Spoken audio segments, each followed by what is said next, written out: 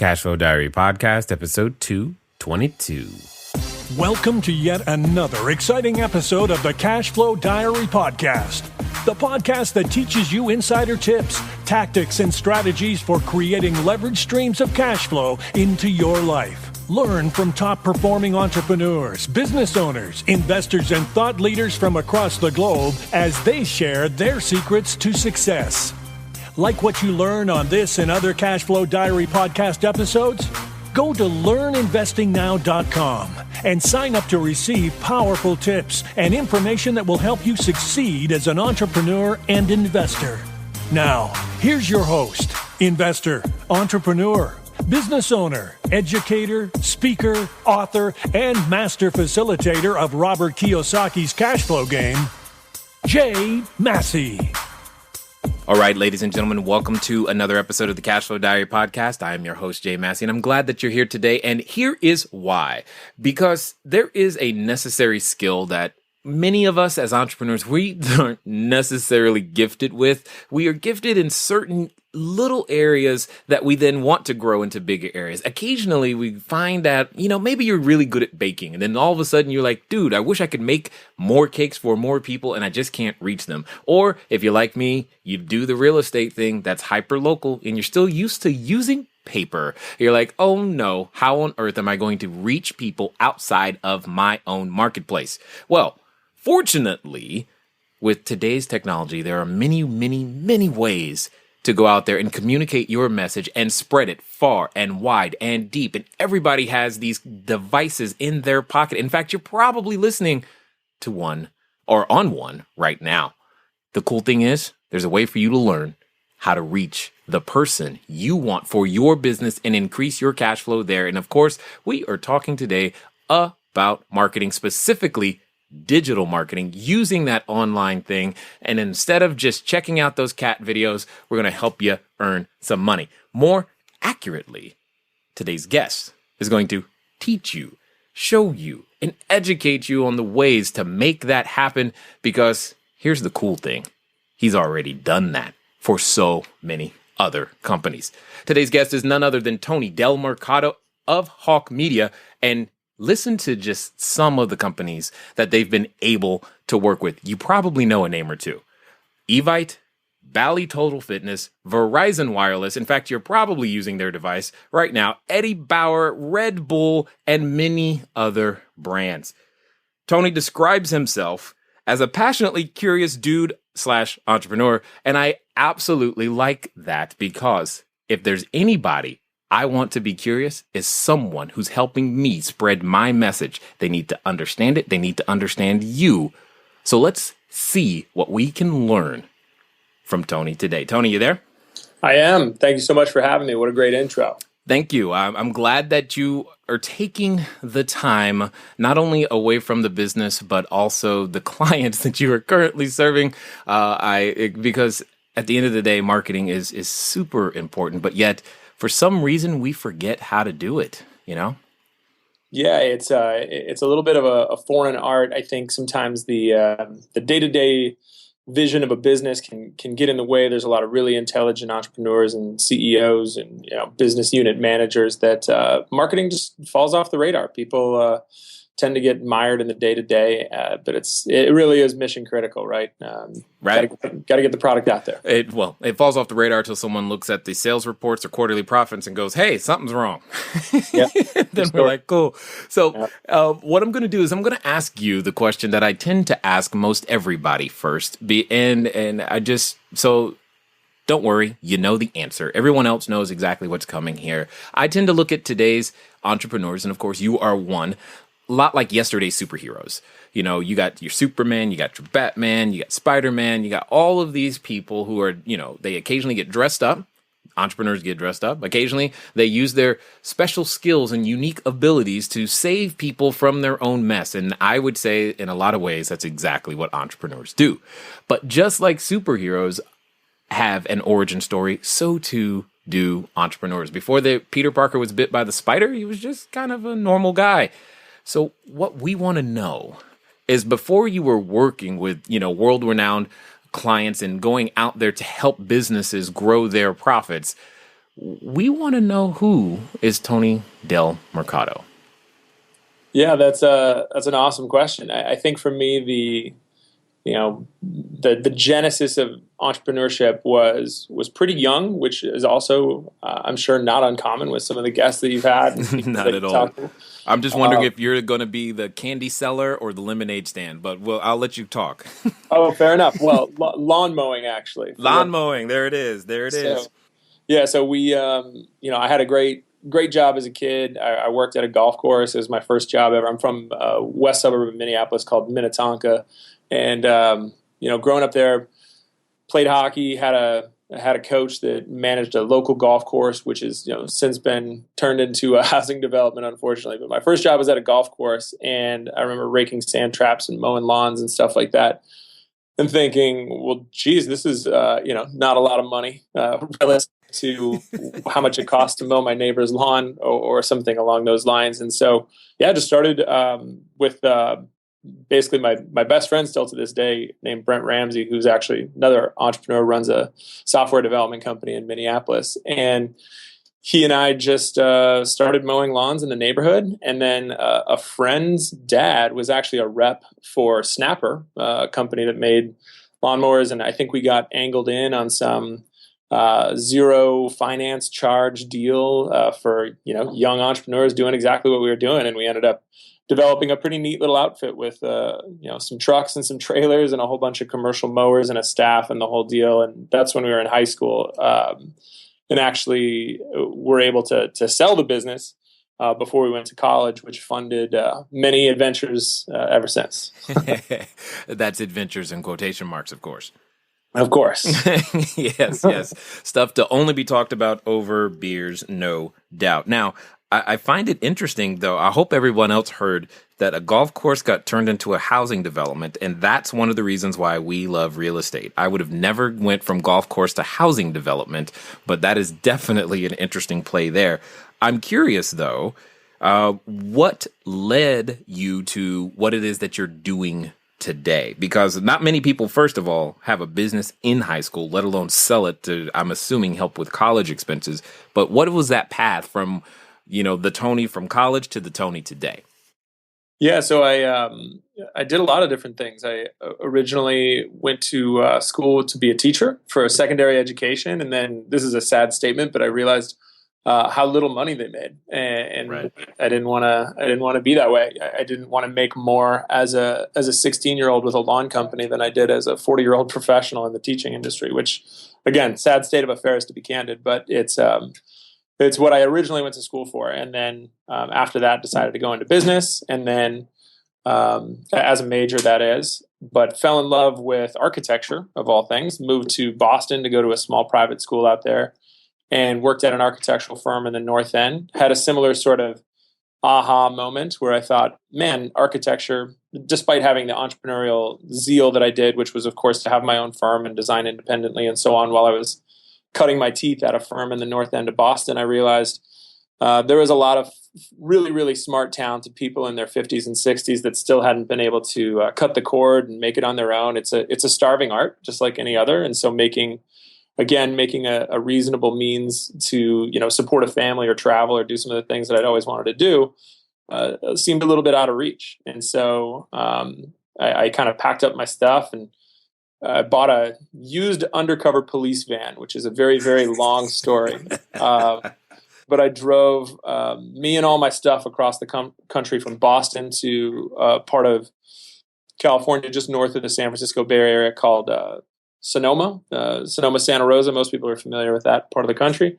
And then I was going to, I really didn't know what I was going to do. I knew that I wanted to be a West Coast architect, so I had moved west. And from there had really no clue. I had worked at restaurants. I'd done some other things. Wanted to do something on my own. And then I actually fell into a job interview with a company selling Cutco knives called Nice. Marketing. Right? Did you say Vector? Yep. Vector Marketing. Yeah. Okay, I'm familiar. Uh-huh.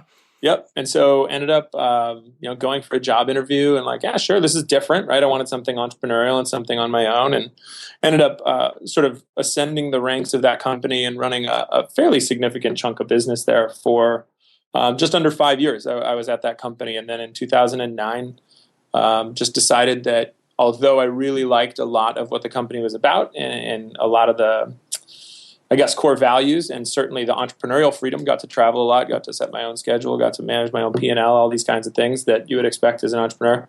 I just didn't want to do that. Just didn't want to do that anymore. I had a really great gig, but I think, I don't know, maybe I'm not speaking for everyone here, but I think entrepreneurially, I find myself on like a 3 to 5 year cycle. I really have to shake things up pretty dramatically, somewhere around there. And I'm a builder by nature, I think, as opposed to a sustainer or a closer. I like the building process. So anyway, in 2009, decided that was the time to go. Wanted to get into the nonprofit space, and was fortunate to be introduced by a friend of the family to a man that founded a nonprofit in the early 80s, dedicated to redefining the role of business as a social partner, called the World Business Academy. And this is before, the triple bottom line out of Harvard, like people, planet, profits.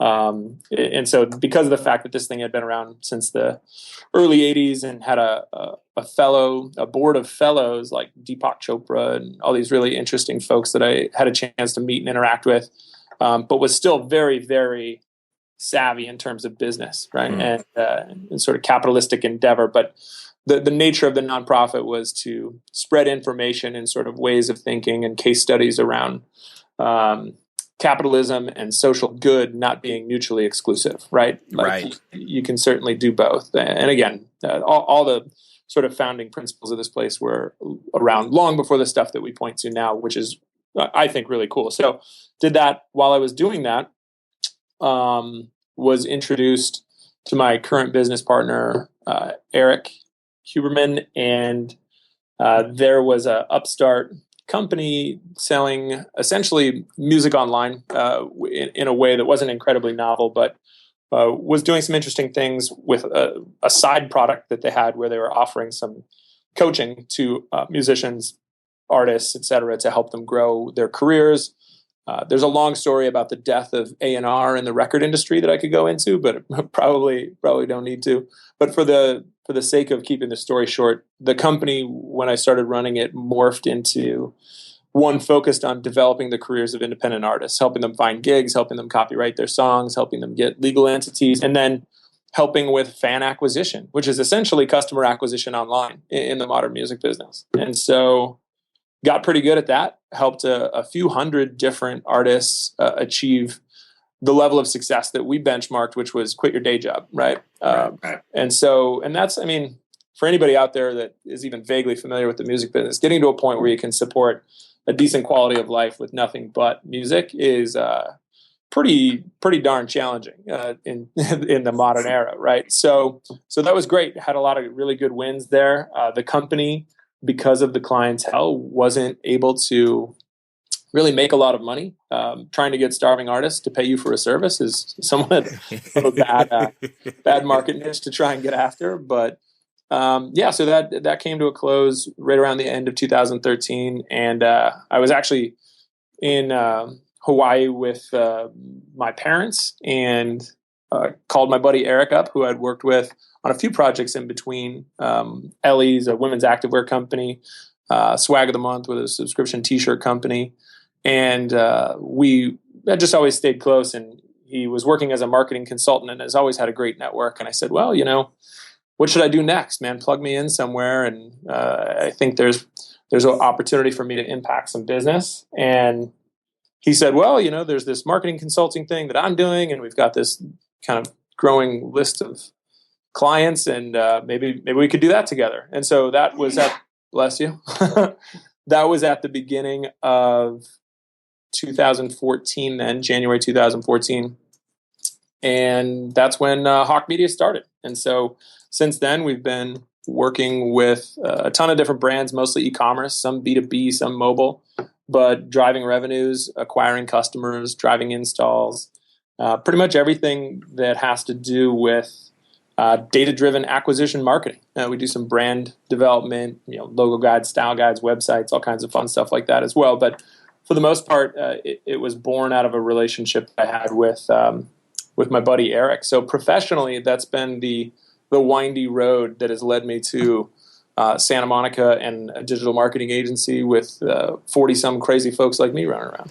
Well, let's tell the truth. Santa Monica is just beautiful, and you really wanted to be there. All right, guilty. And it seems as though travel is a constant theme for you. So it's interesting to me that you do a significant amount of it, even though you keep change. It's like you'd like to change the scenery and everything that you're doing. You've got lots of breadth of experience when it comes to the world in and of itself. Was that intentional? Yeah, I think so. I mean, I've always just really enjoyed new scenes, new people, new culture, new ideas, being exposed to, just different stuff that's out there. It's a pretty darn big world. And I mean, I'm pretty fortunate to have seen a real small percentage of it. I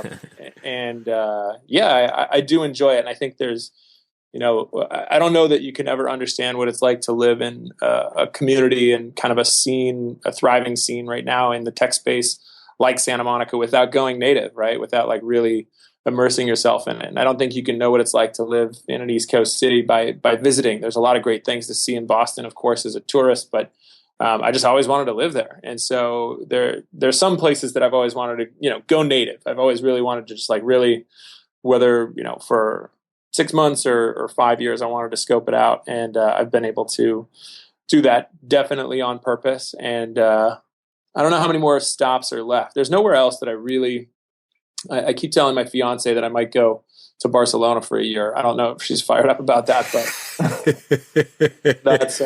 that's pretty much the only other one on the list. Yeah, okay. Well, I know we have some listeners out there in Barcelona. Hey, Billy, because they reach out to us from time to time. I'm sure they would be more than willing to only feed that obsession for you to go there and whatnot. Now, what's interesting, I guess, about all of this is there is this moment. I mean, there's these opportunities that you've had where you've bounced it from working with another company to working on your own and back and forth. And where does that courage to do it that first time or to keep doing it and make those changes come from? Because there are a number of people who I know are listening right now. They want to build their cash flow. They want to start their business, but in the back of their head, they're just going, how do I do that? You seem to have mastered the art of change. That's what I'm going to call it, the art of change, because you keep reinventing and changing yourself over and over again. I'm sure there's at least one person who would love to know, what is Tony's 12-step program to make that work? Yeah. Well, I think, first and foremost, I have sort of an innate and unwavering belief in the fact that we'll figure it out, right? Again, my fiance, kind of in a mocking way, says we're going to put that on your tombstone, right? Is we'll figure it out. Because that's the thing is, I mean, you could drop me off pretty much anywhere on earth. And I think having a positive attitude and pleasant demeanor and some base level communication skills and humility are also helpful, right? But yeah, I think just sort of a belief in the fact that, there's not that much stuff out there, at least in our very fortunate corner of the world, that is that's all that awful, right? You can get up and take a risk. I've been fortunate as well to have great friends and a good network that I've built over the years by being a solid friend in return, or maybe to start with, and that's why they wanted to help me out, or whatever the situation might be. But yeah, I mean, so step one, just don't worry so much about it. It's not that big of a deal. Life isn't a practice run. It's pretty much the only crack we get at it, from what I understand. So I would say that having the ability to put some fears on the back burner and some confidence and faith, or whatever you want to call it, that things are going to work out, and then doing everything in your power to generate the success that you want or the scene that you want. There's tons of tropes about if you don't like your scene, change it, and that means one of two things: either change the scene you're in, or actually get up and change it. And the other one that comes to mind is the Vince Lombardi quote about luck. That's been one of my things for a long time. Is I say that I am lucky, but there's no such thing as luck, according to Vince Lombardi. It's only when preparation meets opportunity, and recognizing when an opportunity is there and having adequate preparation usually means you're a pretty lucky dude, in my case. So I don't know if I could articulate 12 steps very succinctly, but That's the start. Well, hey, you never know. We might be able to create an ebook right here and start getting some opt-in and making it work. So, Hey, I'll split it with you, man. That sounds great. Let's do it. That's kind of where I was coming from. So now all of these things, and the thing that I see, as a business guy, as a real estate guy, when I look at all the things that you've done, it's like no matter the entity or opportunity, there was always this challenge or need to grow a business, to have a business acquire. In some cases, as you said, it was fan acquisition. Others with cut code, they just wanted more people selling more knives and more knives sold.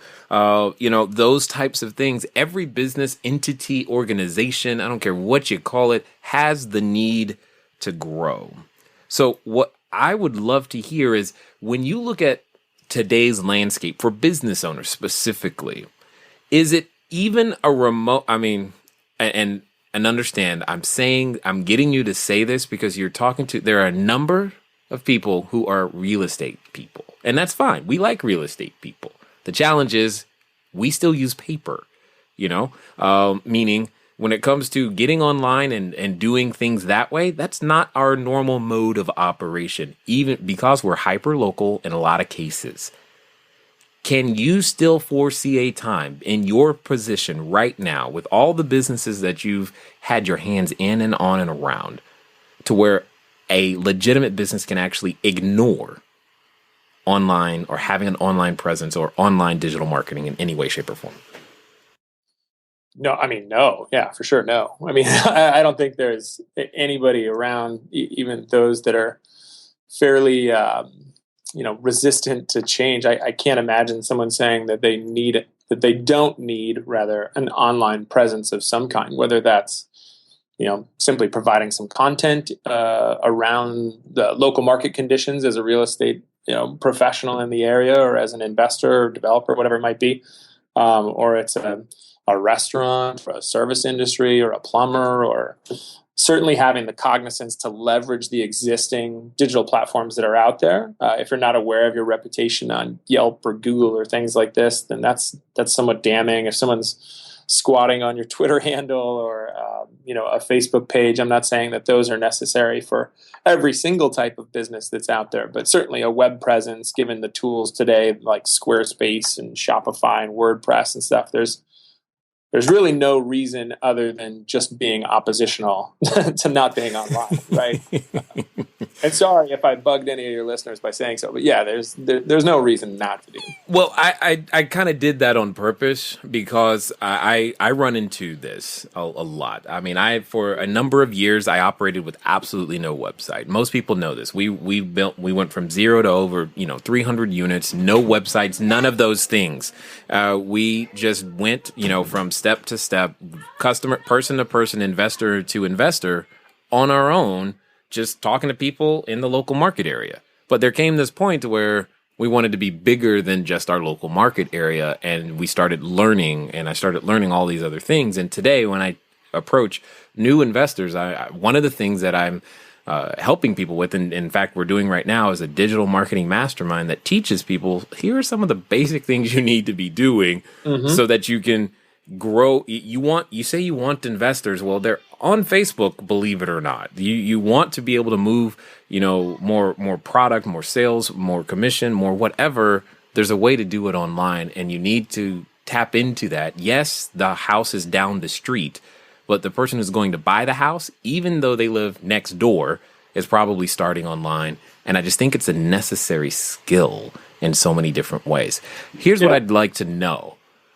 Why do you think so many entrepreneurs have a challenge growing their business, or more importantly, assigning proper recognition and weight towards actually learning marketing at all?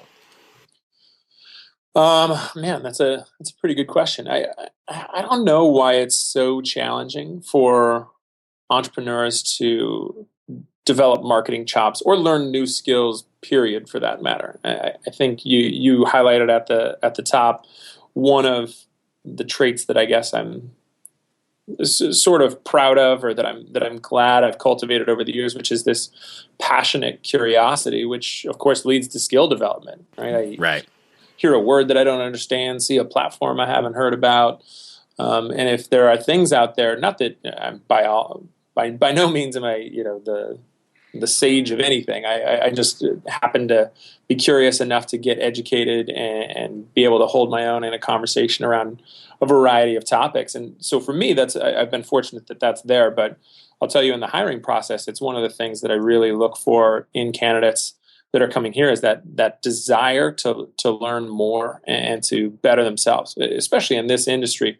Real estate or some brick and mortar businesses might not be so dynamic in terms of changing on a dime the way digital acquisition might. But I think having some wherewithal and some skill development it's super important. There's a guy who does a podcast that I heard a long time ago named Mark Schuster, who's a venture capitalist here in town, and he said, if you're not doing everything you can every single day to be better, there's some kid at Stanford right now sleeping on a couch eating ramen who's going to kick your ass, and he's probably on his second bag of ramen and a can of Monster, right? Or no, not Monster, Red Bull, right? Right. So at the same time, that's.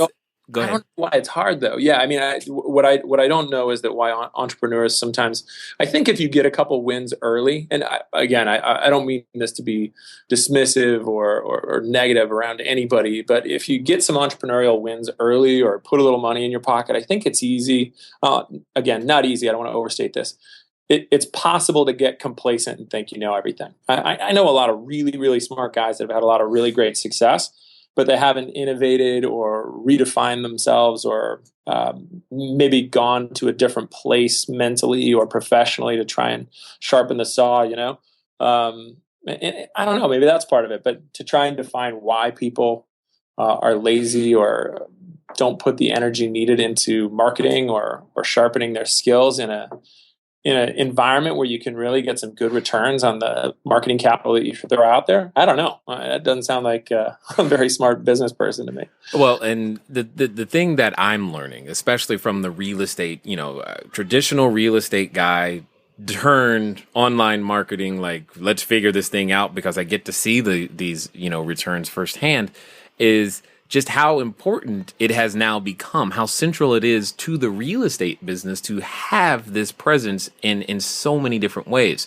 One of the things that I appreciate, and I'm just curious to get your perspective, is if we were to try any of the things that we do today to reach the number of people that we can, it would be astronomical in cost as well as just developing that platform. Whereas today, it feels like I need a cell phone and a selfie stick, and I'm ready to go just about anywhere. I would love to hear your thoughts on the barrier to entry. Like, really, how difficult is it for a business to develop a marketing presence online? Now, just like I know, that it seems like everybody's got a website, and sometimes you could say, well, everybody but me, Jay. And he's going to definitely answer the question and give you his insight into how easy it is. But here's the point, here's the question, here's the thing I want to ask you. What business are you in? Now, I'm going to ask it again. What business are you in? No matter what you answered, at some point, you're really in the sales and marketing game, and you're trying to grow your customer base. You're trying to get in front of more people. You're trying to market your services to more people on a bigger, better, badder, wider scale. That's what you're in.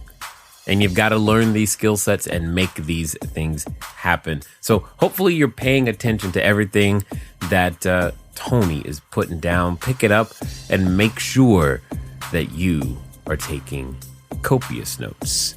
If you want to get a hand on some of my notes that have helped me to develop a 10-step system that you could read all about in my book, Cash Flow Diary, 10 Steps to Creating Wealth in Any Economy, just text the word book, BOOK, to 72,000. That's 72000.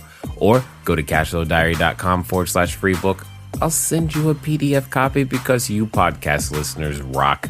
And if you really, really want to, you can just go to Amazon or Audible and buy it. But I would say, why don't you just go ahead and go to cashflowdiary.com/free book.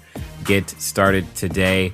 It's enough of me. Let's get back to Tony so you can hear what I think you're going to like when it comes to the barrier to entry. Yeah, great question. And I'll circle back to something from the music business experience that I had, just because I think it's interesting. What happens in the music? What happened in the music business is, because of the MP3 and easy distribution and home recording studios and low cost digital instruments and so on, what we saw happen there was the business became so easy to get into. Everybody and their brother's a DJ, like everybody's got right. Something they're singing into a Pro Tools thing that costs $300. I mean, you think about how expensive that was even 15 years earlier. It's profound, right? So what happened is the walls come down, you democratize the business, but now the professionals, the real legitimate musicians that have been, out there doing it, they're competing for the same ears that somebody who picked up a guitar yesterday is.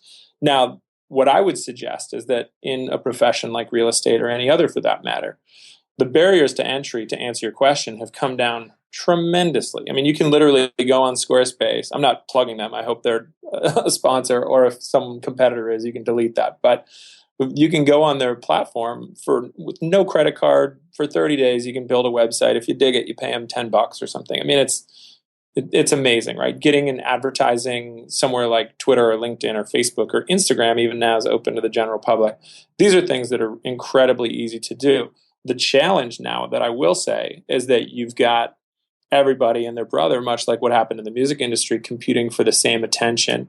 And so perhaps some less reputable people in the field of real estate are competing for the same business or opportunities that those folks that really do the right thing and have established the right skills and credibility are doing as well, which leads to my second point, which is, yes, the barriers have come down, but doing it right and giving yourself some sort of reputational credibility online is uber critical now that everybody's out there.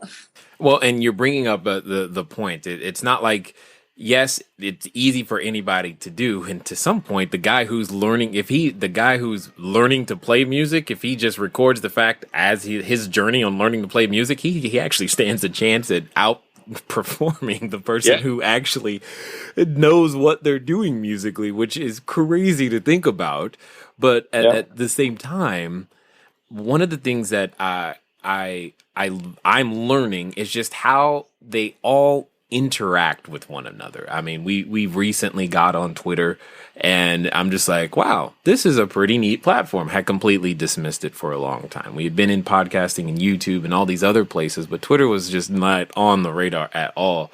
And I'm just like, wow, this happens everywhere. It's like every platform has so much to offer any particular business or entrepreneur. So I'm kind of curious if you have a favorite, what I call traffic store. That's what I tend to look at each platform, where there's Twitter, Facebook, Instagram. They're just traffic stores.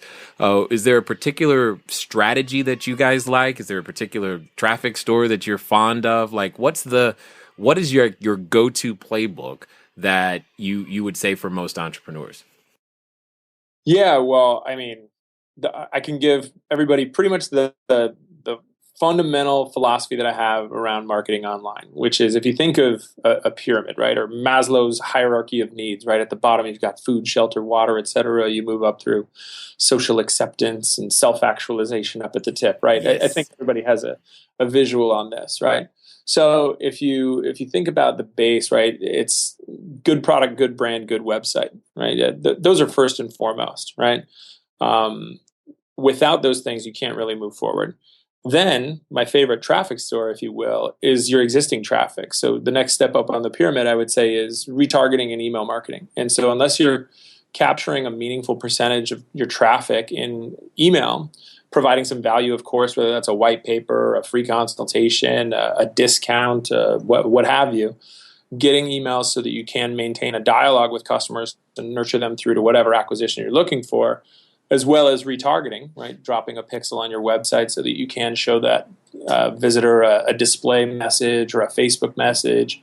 Those two things are always the lowest hanging fruit with most of the businesses that I come across. Either they're not being done at all or they're not being done well. And then if you move up from there, I would say that's when we get into traffic acquisition, right? So to answer the question of what my favorite store is, I think that it's probably for the lion's share of our clients, because they're e-commerce focused, it's probably Facebook. It's easy to show nice, pretty pictures of products to people and they click on them. And then if you have the previous two steps that I mentioned built out well, now you've got a solid mousetrap. So when someone does come to the site, you're going to be able to nurture them through to a transaction. If it's a B2B client, it might be something more content driven, a content strategy where you're producing a lot of great content, much like this podcast, or white papers or topical think pieces that are then used to sort of begin that dialogue again with a potential customer or partner that you nurture through that process. Well, you brought up something that I'm actually glad you did. I have an article on the blog that talks about relationships are built, not bought, and oftentimes the expectation from the entrepreneur is, okay, I've got a website, and now where do I just go find the people who are going to buy today? And you keep mentioning this nurture process. So could you talk to that a little bit? Yeah, well, I'm glad we're on the same team here, man. We can do this podcast again. I was going to have to get angry. No, I'm just kidding. I would never. But I think that there's way too often people get really short-sighted, frankly, about traffic acquisition. Let's say, best case scenario, you're a really, really strong converting website selling cool shoes, right? I can tell you, if you're converting 3% of your traffic to a sale, that's phenomenal, right? Yeah. So what happens to the other 97%? Are we just, you're telling me for every $100 I spend, I'm only getting 3 back, and I'm just fine with throwing the other 97 in the trash? That's insane, right? So I look at traffic in much the same way, where when someone comes to the website, they've expressed interest in some way, shape, or form. So let's give them an opportunity to continue that dialogue, whether that's through email or whether that's through remarketing on display or on Facebook. Facebook's a utility now. I think for a long time it was perceived as, oh, it's a social network. You can't drive any business there. It's a utility. It's just like the water company. People are there all the time. There's 25% more advertisers on Facebook today than there were a year ago, which is staggering because there was a lot a year ago. But there's these really competitive spaces. So as it becomes more expensive, more costly, more challenging, more competitive to add traffic, we have to nurture these customers through to that conversion. So that could be through email marketing is the easiest, and automated email marketing we find to be really effective. So what you're doing is crafting a user experience based on that person's behavior. Maybe if they visit a certain page on your website, you send them a specific kind of message or a specific kind of content. If they open that, then we're probably going to feed them some more content or some more kind of dialogue that makes sense relative to what their journey is. If they don't open the first 3 emails I send them, they're disengaged. I've tried everything I can. Well, now I might want to win them back and say, hey, what happened? You came here. It seemed like something you were interested in, and now you're not. Did I make you angry? What's going on, right? And really thinking through how you're emailing people based on their behaviors. A lot of if this, then that kind of statements, as opposed to the batch and blast, what I think is our mentality of like, here's our newsletter that we do arbitrarily because it's Tuesday. And look, we're guilty of some of this stuff too. At Hawke Media, we put out a newsletter every other week because that's what people are used to. But it still makes me cringe a little bit when we do it, right? Exactly. But this is the thing. The thing I'm enjoying about this is you're just really tailoring a relationship building process done through automation, done through using online techniques, as opposed to just picking up. I mean, previously, we would just go meet people in person and talk to them. And that's how it worked. And based upon their behavior, like you just said, the conversation would change. And you're just saying, here's a way to do it online. Yeah, absolutely. I think that there's a multitude of ways to do it online that are still authentic, right? I think authenticity is something that's important. If you're just BSing people and sending them 20% coupon and then a 25% coupon and a 30% coupon. Consumers are savvy, right? I mean, people know what's going on these days. And so I think having some level of authenticity ties into that base of the pyramid I referenced earlier, which is about some brand, right? You got to have a good product, got to have a good website, you got to have some good brand.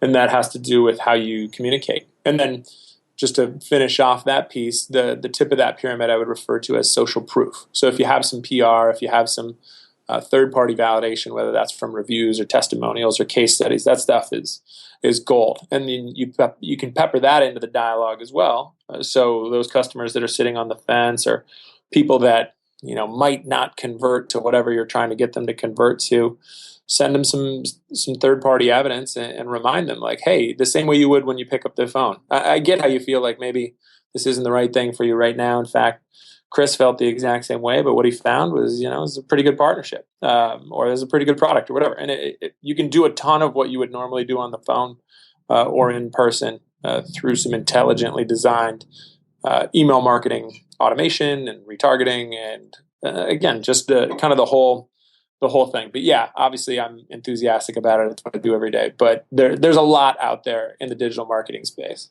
And just so that we don't have any, because I recently have delved deeper into the whole retargeting, remarketing space.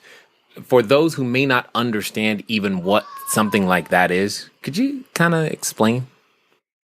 Sure. Yeah. So the basics of retargeting or remarketing, there's a couple third-party providers that will do it. Most notably, AdRoll and Steelhouse, I think, are the big ones. But you can also go directly through the display networks, like the Google Display Network is probably the most popular, or Facebook. And what you will do on either of those platforms is they'll give you a little script, or what sometimes is referred to as a pixel. And a little script is just a little block of code. It's probably 12, 15 lines of code, nothing crazy. You drop that into your website. If you use a WordPress or a GoDaddy product or a Squarespace product or anything out there that's third-party, off-the-shelf, easy, they'll have instructions for it. And you just take that little piece of code, you drop it into the back end of your website, and then what will happen is that will drop what's called a cookie, right, on every browser of a user that comes to your site. Now, users can turn off cookies, and you're not doing anything crazy. It's all very, very ubiquitous in the internet today. In fact, look at most websites, there's dozens of cookies, right? So anyway, once you drop that cookie, now Facebook or Google knows that you've been on, let's call it Hawke Media, right? So if you go to Hawke Media right now and you see my website, what will happen is that if next time you log into Facebook, I might show you an ad. You might see an ad for Hawke Media and you'll go, man, how did they know I was on their website? You were looking over my shoulder through the window. That's right. It's the whole thing. And don't worry, there's nothing personalized about it. I think sometimes people have a little bit of a big brother fear, especially when it comes to retargeting. It feels weird sometimes to people, but I can tell you it is ubiquitous. It is 100% everywhere, all the time, and there's no personal information gathering or anything like that. The only people that actually know who you are is Facebook and Google. So I don't know if that makes you feel better or worse, but no doubt, they know. Between those two, I wonder if they could get together and they could probably predict what I'm going to eat tomorrow. Guaranteed. Yeah, they're amazing. So with all of these services and things, I mean, I'm assuming this can be, for anyone listening this far, I'm going to say that their brain is possibly exploding and maybe even feeling a little bit overwhelmed. What I really would love for you to share is some of the ways that you help entrepreneurs assimilate all of this new stuff into their existing business processes that ultimately result in more leads, sales, and transactions, or in our case, definitely investors, more houses, more property, just more of what it is that we're out there to do. Yeah, well, for us at Hawke, we've always taken the approach sort of stemming from the brand side or the entrepreneur side, right? It's an agency which often gets referred to as the dark side, right? You go talk to somebody who's a director of digital marketing at a large company and let's say, oh, agencies, XYZ. We've always come from the side that is there to serve entrepreneurs and brands. That's why we're a month-to-month agency. We don't have any long-term contracts or anything like that. All of our services are a la carte. Someone wants to use us for Facebook marketing, but not email marketing, fine. It doesn't bother us. And the way that we approach everything is we do a pretty in-depth kickoff with every client that we work with, where we'll sort of assess and take a temperature on where things are as far as the business, where are the biggest holes in the bucket, where can we really make some improvements with low-hanging fruit, and then we'll typically execute on that fairly quickly. And then there's a process of both execution and education. There's a lot out there. I got to tell you, I'm not the smartest guy under the roof in my own office about most of this stuff. And we've got a team of about 40 that are working on this all the time in a bunch of different disciplines. And the reason we've got 5 silos in our business is because it's really complicated. There's a lot of moving pieces. The whole nature of digital attribution is flawed. It's an imperfect science, but we know enough to impart some of that wisdom on everybody that we work with. And we take a pretty consultative approach with the folks that we work with to generate more sales, more leads, et cetera. Again, if it sounds corny, but if I can reference that pyramid or that hierarchy, that's really the approach that we take with virtually everyone. Certainly when we're doing some diligence up front, is let's make sure that the product's solid, the brand's solid, the website's solid, and make tweaks to improve all those things, and then make sure that we've got a good mousetrap built. Make sure we're doing well with traffic acquisition, and we're buying traffic efficiently, and we're buying traffic from the right places, and then let's drum up some social proof, get some bloggers fired up, get some PR, get some reviews, those kinds of things, and that's pretty much it from a high level. I could certainly dive in on any of those if you want, but well, the thing is that I think would be helpful is for everyone to hear, when of all the entrepreneurs that eventually approach you, what is the top 3 things that they haven't done, so that someone listening can go, oh, that's me. That's what he's talking about. And because how do they recognize, you know what, I need somebody? Yeah, I mean, well, in a lot of cases, they just don't know their numbers, right? I come from a business ethos that says everything you do at the end of the day should fit in a box on an Excel sheet, right? And if professionally, that is, by the way, I'm not talking about playing with your kids or hanging with your friends, right? We're not going to go that deep yet. Not that deep, yeah. But from a professional standpoint, what are the metrics, right? What are the core metrics that drive your business? What are the things that you need? I have found very, very few people are really dialed in when it comes to knowing their numbers, whether that's using something like Google Analytics or RJ Metrics or Domo or one of these really expensive platforms on the higher end, knowing what traffic looks like, what percentage of that is new, which landing pages they're going to, what's average time on site, what content's on that site, what do you think is driving those results, and what can we do to impact those numbers that we care about? Maybe we don't care about time on site, but we care about a conversion event, whether it's a form submit or a certain length of video that somebody has watched, and are we measuring that? And if not, what the hell are you doing, right? Because you're flying a plane at night with no instruments, right? It doesn't make any sense to me. So I would say that's first and foremost, and I guarantee a big chunk of the people listening to this don't know their numbers cold in that way, right?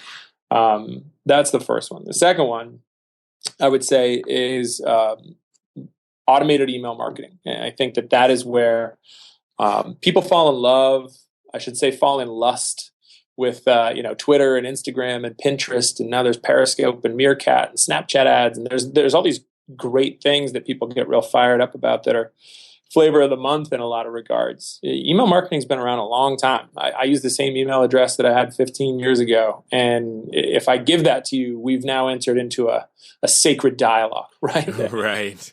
And protected at all costs.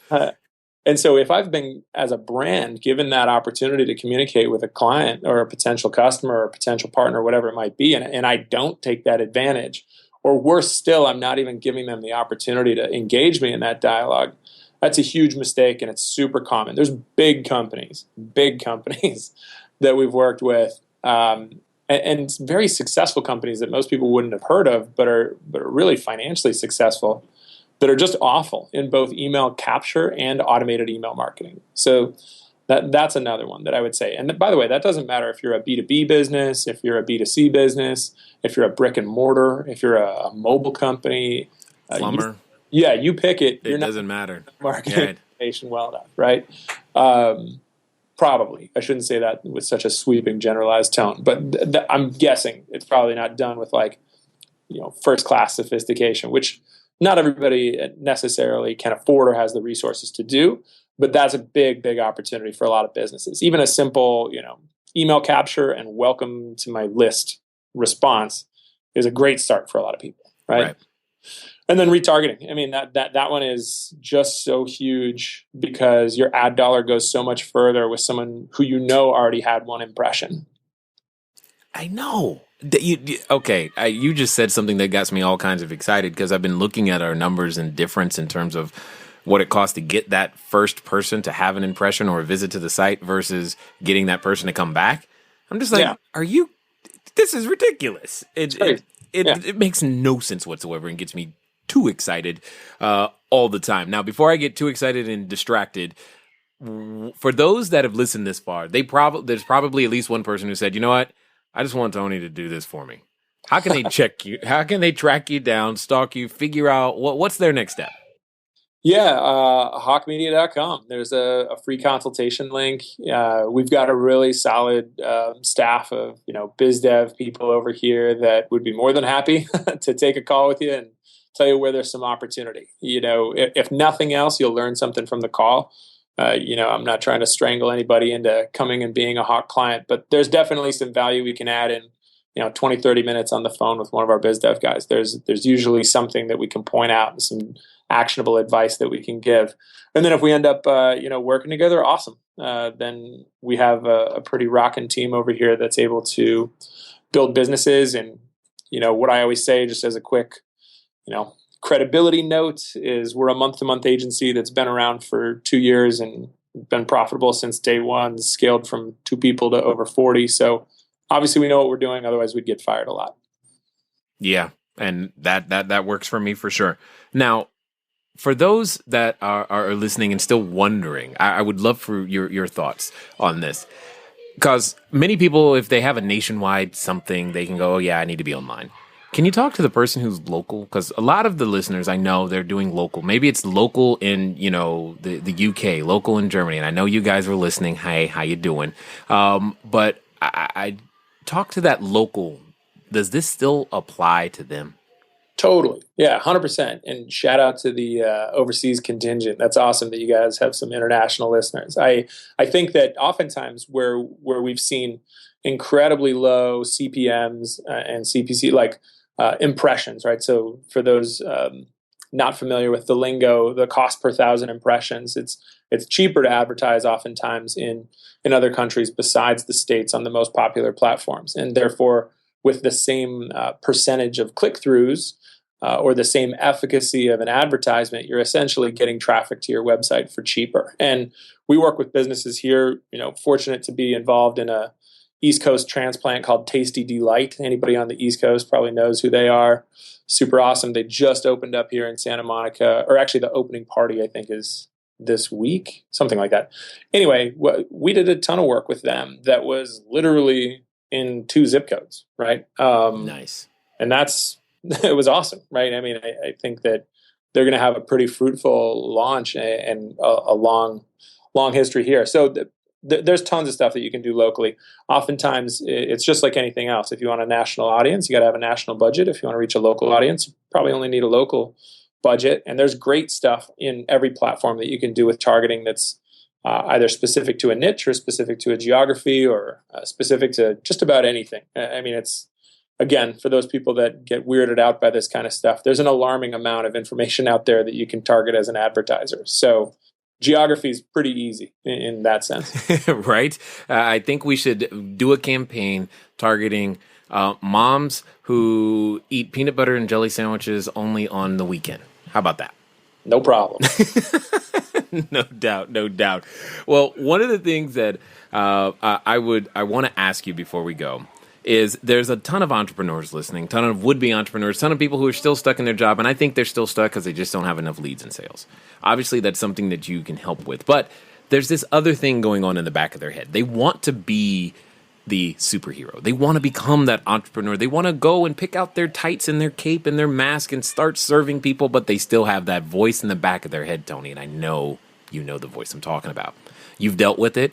You've overcome it. You slay it day in, day out. Yet, some still have not managed to do so.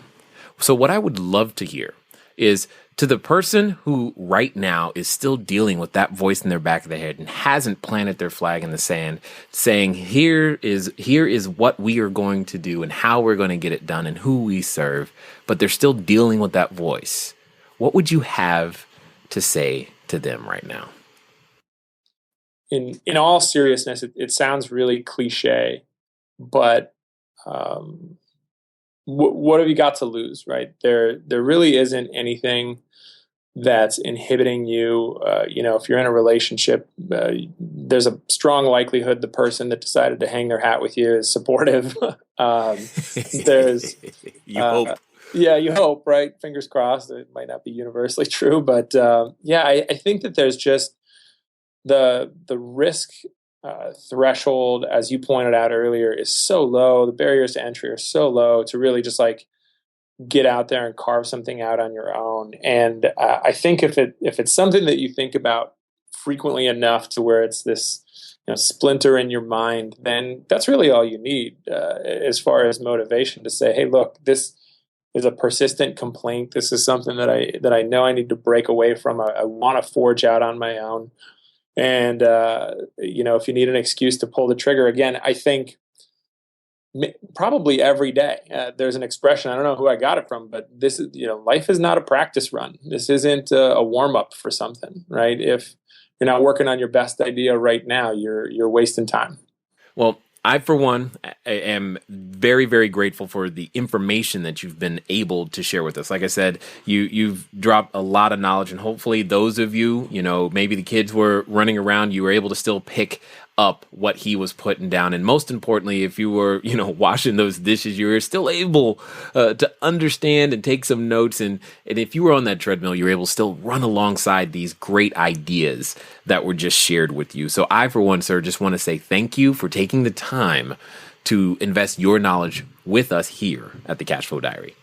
Yeah, my pleasure. I'm excited for your audience to hear this stuff, and email me anytime. Tony at hawkemedia.com. Happy to respond in any way that I can. I definitely like helping people. I've gotten a lot of help along the way as well. So thanks for having me. It's been great. Quite welcome.